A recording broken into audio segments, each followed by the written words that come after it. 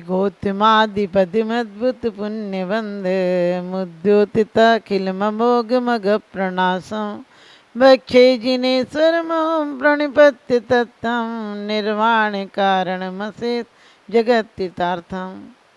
क्या कहा है? श्री गौतम आदि पद्मद्भुत पुण्य बंधम, जो गौतम आदि गणधर ने जिनके चरणों में बंधन किया है, जिनके कारण जो निर्वाण के कारण हैं, जगत को शांति देने वाले हैं, ऐसे जिनेन्द्र देव के चरणों में मैं मोक्ष पाने की इच्छा से नमस्कार करता हूँ, क्योंकि मोक्ष ही सर्वश्रेष्ठ सुख है। संसार में चाहे भोग भूमि के हों, चाहे चक्रवर्ती के सुख हों, चाहे कोई सुख हो, लेकिन वो सब सुख मोक्ष सुख के आगे कुछ भी नहीं है। क्योंकि वो जो सुख मिलते हैं हमको, संसारी प्राणी को, वो सुख मिलते हैं इंद्रियों के अधीन है, और इंद्रियों के अधीन सुख बहुत दुख देते हैं। क्योंकि कहा है दुखेर अंतर तो दय, वो तो दुख से अंतरित ही हैं। पाप बीजे सुखे नास्ता, कहते पाप के बीज हैं और सुखों में आस्था करनी नहीं चाहिए, उससे सुख मिलता ही नहीं है। जहाँ बीज ही खराब होगा वहाँ सुख कहाँ से मिलेगा, वहाँ वृक्ष और फल कैसे आएगा। इसी प्रकार से आचार्य कहते हैं कि पुण्य बंध का कारण है क्या? भगवान के चरण, भगवान के चरण पुण्य बंध का कारण क्यों है? क्योंकि वो भव्य रूपी कमलों को विकसित करने के लिए हैं। उन्होंने कह दिया, कानों में जो भगवान के वचनों को सुनता है वो समझो कर्ण फूल की तरह अपने आप के कानों को पवित्र कर लेता है, और जो भगवान के वचनों को हृदय में धारण करता है वह समझो कि अपने कंठ की शोभा को धारण करता है। कंठ में हार भी क्या शोभा देगा, जो परमात्मा की भक्ति शोभा देती है। इसलिए कहा है पुण्य बंध के कारण है। आदमी पुण्य चाहता है कि कोई दान दे देंगे तो पुण्य हो जाएगा, कोई माला जप लेंगे तो पुण्य हो जाएगा, लेकिन आचार्य कहते हैं कि ये सब क्रियाएं नहीं, सिर्फ परमात्मा का स्मरण करो, उनके गुणानुवाद करो और उनके जैसा बनने की भावना भाव, क्योंकि वो भावना भी स्वर्ग और मोक्ष का कारण है और आगे चल के पुण्य बंध का कारण है। क्योंकि अभी हमारी वर्तमान पर्याय कितनी भी नहा लो धो लो, दुर्गंध दे असुचि मल की पिटारी, जो शुद्ध वस्तु जग में तन ने बिगाड़ी। क्यों क्रीम पाउडर लगा कर रे सजाता, ज्ञानी सदा तप तपा सुख शांति पाता। आचार्य कहते हैं कि ये दुर्गंध देह, ये शरीर कभी भी शुद्ध नहीं हो सकता है, किसी भी चीज़ शुद्ध नहीं हो सकता है, और चाहे कितने इतर तेल फुलेल कुछ भी लगाओ लेकिन अशुद्ध रहेगा। लेकिन इसे शुद्ध करना है तो रत्नत्र से शुद्ध हो जाता है, रत्नत्र से पवित्र हो जाता है। इसीलिए कहा है द्रव्य शुद्ध हो जाता है, क्षेत्र शुद्ध हो जाता है, काल शुद्ध हो जाता है, भाव शुद्ध हो जाता है। शुद्ध परिणति वाला जीव चाहिए। द्रव्य शुद्ध हो जाता है। साधु की समाधि के बाद भी उनके चरणों की परिक्रमा करते हैं, उनकी समाधिस्थ देह की भी हम परिक्रमा करते हैं, क्योंकि देह में अब आत्मा नहीं है, लेकिन वो द्रव्य भी शुद्ध है, क्योंकि इस पुद्गल द्रव्य से उन्होंने उस चेतना रूपी धन को पाया है। आज धनिक होकर जा रहे हैं, इस चेतना रूपी धन को तो पाया है, अपने आप को, तन को पवित्र किया है। क्योंकि तन भोगों से नहीं, तन योगों से, तन तपस्या से पावन होता है। इसलिए उन देह की हम चरण चंदन कहते हैं, कहते भी हैं कि गुरु के चंदन की, चरणों की चंदन हमें मिल जाए तो हमारा देह पवित्र हो जाए, हमारा जीवन मंगलमय हो जाए। और बड़ी सुंदर बात कही है भक्तांबर में कि भगवान आपके चरणों रूपी अमृत रज की धूल मिल जाए आपके चरणों की, तो क्या होता है? कहा है जन्म जन्म के पाप, ऐसे भयानक रोग जिन्होंने की, रोगों के कारण जिन्होंने लोगों ने जीने की आशा छोड़ दी है, ऐसे भी आपके चरण रूपी रज को, चरण की रज को कोई पाले तो दिग्ध देहा, कहते हैं वो कामदेव जैसा सुंदर हो जाता है, सर्व रोगों से रहित हो जाता है। और सर्व रोगों से रहित क्या हो जाता है? हमें वैसे भी बड़े रोग लगे हुए हैं, ये देह के रोग क्या मायना रखते हैं? हमारे अंदर काम के, क्रोध के, मान के, माया के, लोभ के और ईर्षा के, छल कपट के एक रोग नहीं है। और रोगों से आज का आदमी ज़्यादा परेशान है। बाहर रोग तो कम होते हैं, लेकिन अंतरंग के रोग होते हैं तो बाहर के रोग दिखते हैं। जिस प्रकार से कोई रोगी व्यक्ति हो, उसका बोलचाल ठीक नहीं निकलता है। आप देखो तेज बुखार हो किसी को और वो बोलेगा तो उसकी बोली से झलकता है कि बहुत रोगी है। इसी प्रकार से आज जो द्वंद्व हैं घर में, परिवार में, समाज में, वो हमारे अंतरंग के रोगों का प्रतीक है कि वास्तव में हम रोगी हैं। हम उपचार कराने आए हैं। मैं तो अनादि से रोगी हूँ, उपचार कराने आया हूँ।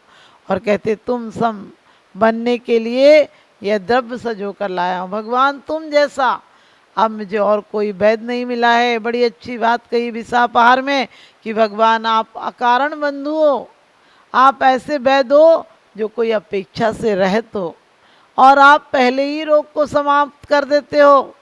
रोग आने के पहले आप लक्षणों से ही उसे पकड़ लेते हो। क्योंकि आज जितनी भी हमारी विभाव परिणतियाँ चल रही हैं, जितने कलेश हैं, जितने संक्लेश हैं, जितनी बीमारियां हैं, वो हमारी बीमारियां हमारे कर्मों के उदय से नहीं है, हमारी वर्तमान अवस्था में असावधानी के कारण है। क्योंकि हमें रोग बाहर से कम अंतरंग से ज़्यादा आते हैं। जब हम क्रोध करते हैं, जब हम मान करते हैं, जब हम ईर्ष्या करते हैं, छल कपट करते हैं, तो जो हमारे शरीर में प्राण वायु बहना चाहिए उसकी जगह हमारी रुकावट आ जाती है। क्रोध से हमारी ग्रंथियों में तनाव आ जाता है और तनाव के कारण हम अनेक रोगों के शिकार हो जाते हैं। हमारा रक्त प्रवाह ठीक से नहीं हो पाता नाड़ियों में, और वो कहीं रुक कर कैंसर जैसी गांठें बन जाती हैं। इसलिए हमें रोगों से मुक्त होना है तो हमें किनके चरणों में जाना है? जो मुक्ति के कारण हैं जिनके चरण, और उनके चरणों की पूजा कैसे करना है?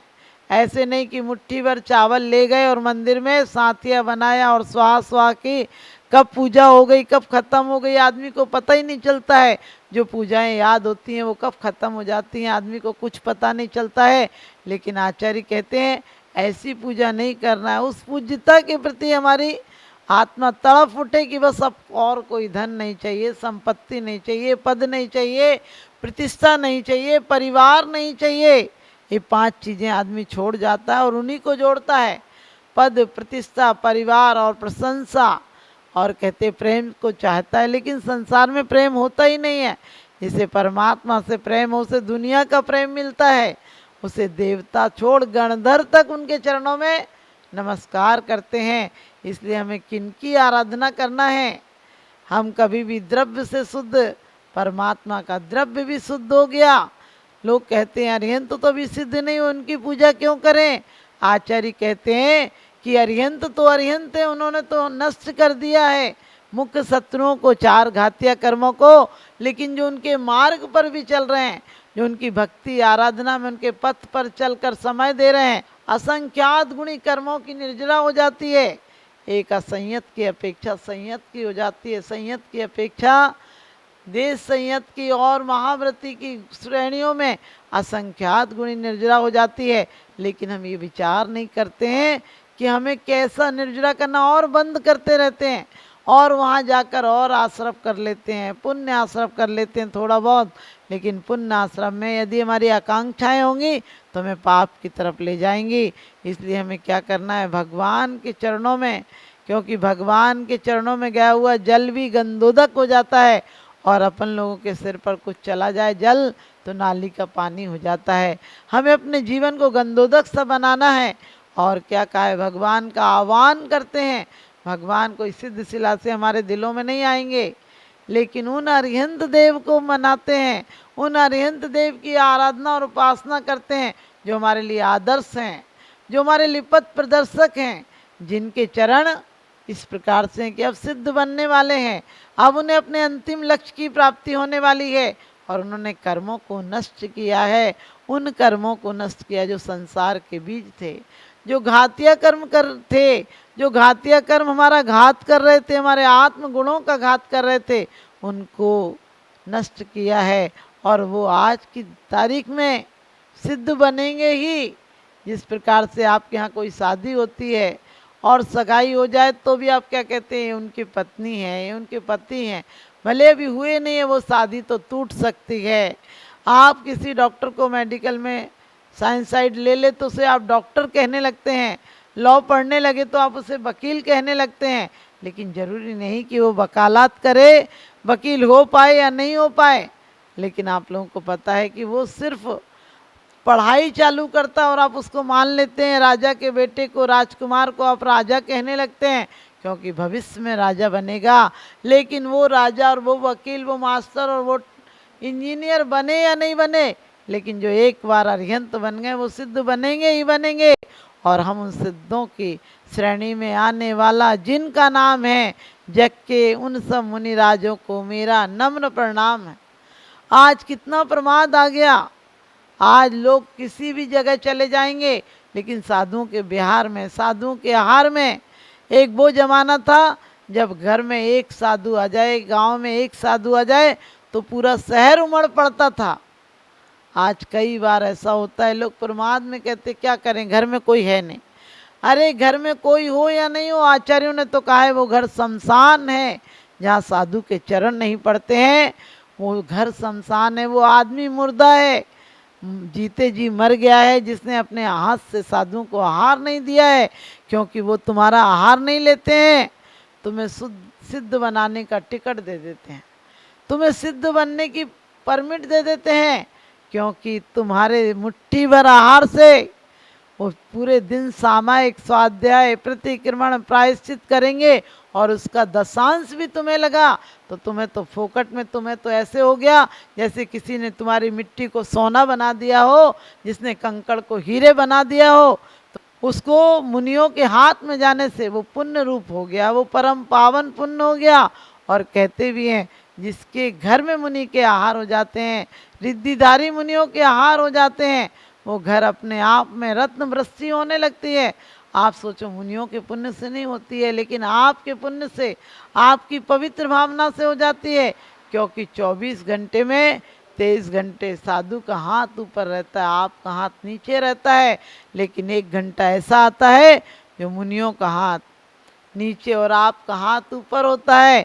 क्योंकि आप उन्हें दान अकेला नहीं देते हो, आहार दान नहीं देते हो, आहार दान के साथ ज्ञान दान, अभय दान, औषधि दान, सब कुछ देते हैं। क्योंकि आपके परिवार के द्वारा वैसे आरंभ और उद्योग हिंसा हो रही थी, विरोधी हिंसा हो रही थी, और सही सब प्रकार की संकल्पी हिंसा तो आप करते नहीं, बाकी हिंसाएं हो रही थी।